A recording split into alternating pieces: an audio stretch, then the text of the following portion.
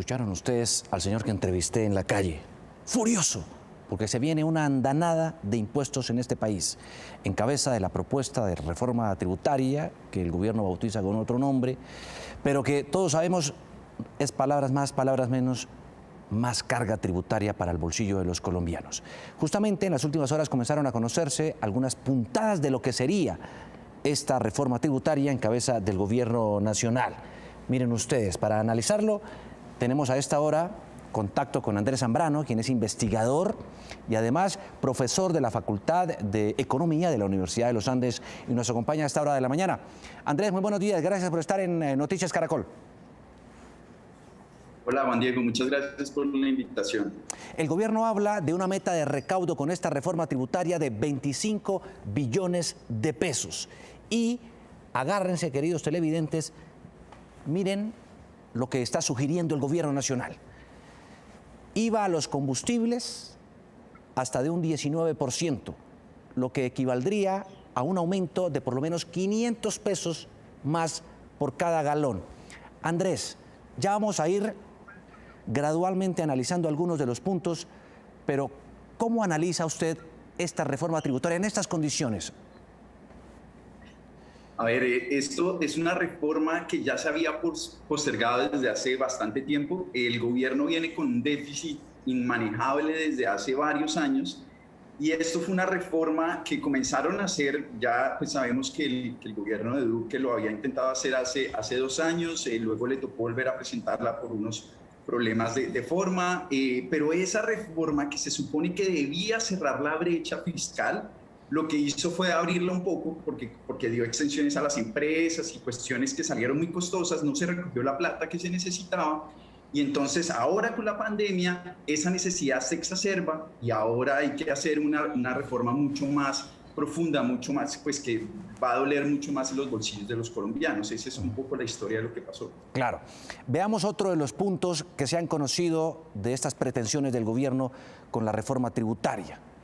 Querido televidente, si usted se gana más de 2,5 millones de pesos al mes, bien porque es su trabajo en calidad de asalariado o trabajador independiente, que implicaría ingresos en promedio superiores a 30 millones de pesos, pues le clavarían el impuesto de la renta, que además pasaría del 16 al 19%.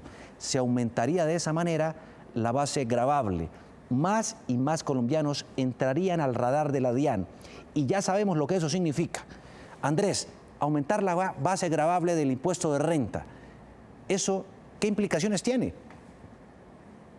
Pues muy buena pregunta. Pues a ver, aquí hay dos problemas. Uno, la necesidad de recaudo del gobierno. Dos, hay muy poca gente que actualmente está contribuyendo el impuesto de renta de las personas y entonces la idea de buscar aumentar esa base gravable es que la gente, pues que haya una base más alta, una contribución más alta de más personas. Esa es la idea. Entonces, ¿qué es lo que está pasando? El recaudo tributario se está concentrando en menos del 10% de la población y uno debería hacer 2 cosas para mejorar ese recaudo. Uno, que yo creo que ahí estamos todos de acuerdo, y es volver el sistema más progresivo. Eso quiere decir, a los más ricos hay que cobrarles más impuestos y ahí hay que recaudar más. 2, que sí no le gusta mucho a la gente, es la gente que tiene menos ingresos debería contribuir algo, al menos un poquito. Ahora, lo poco que ha filtrado el gobierno de la reforma tributaria, un poco lo que y unas propuestas que existen alrededor de ellos de entes independientes, es aumentar esa base tributaria, pero con un impuesto que comience en 20% como el que existe ahora. Eso sí me parece un poco fuerte. Yo creo que es posible aumentar esa base tributaria como lo están proponiendo alrededor de ese umbral, pero con impuestos más pequeños. Entonces comencemos, por ejemplo, con un 10%.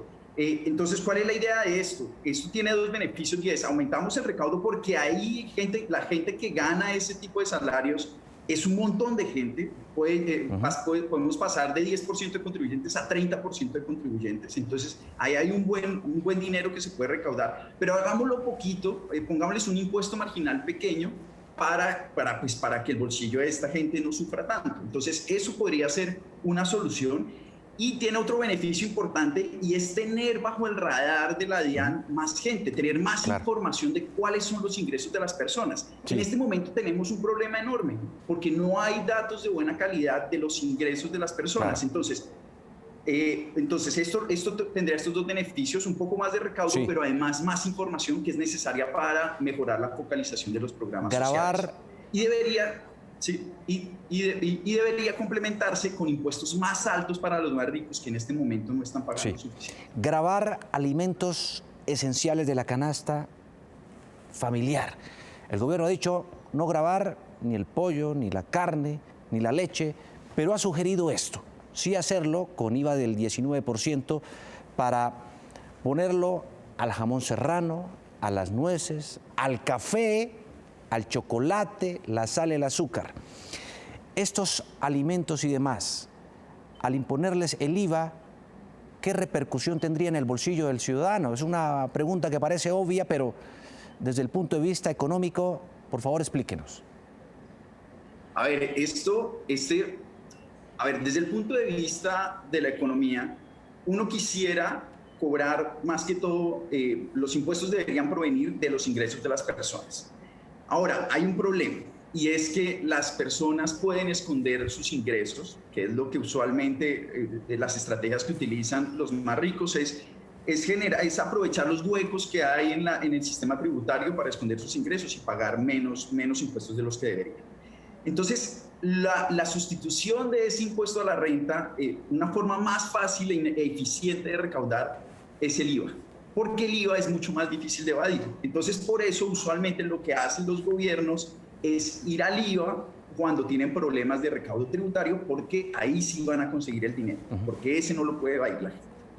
Entonces, esa es primero la razón por la que usualmente buscan subir esas tarifas. Ahora, ese impuesto es tremendamente regresivo. ¿Qué quiere decir eso? Pues le pega más duro a los pobres que a los ricos. ¿Cómo podría uno suavizar ese problema de regresividad? Haciendo la evolución del IVA que ya comenzaron a implementar antes. Entonces, ¿cuál es el problema de esa evolución del IVA? Que ese piloto que arrancó el año pasado fue todavía muy tímido. Llegó solamente a 1 millón de hogares cuando existen muchos más hogares pobres y muchos más hogares vulnerables, más o menos 4 millones de pobres, 7 millones de vulnerables, y la evolución solo le llegó a 1 millón de hogares. Entonces, si queremos subir el IVA, lo que tenemos que hacer es ser más agresivos en la estrategia de evolución.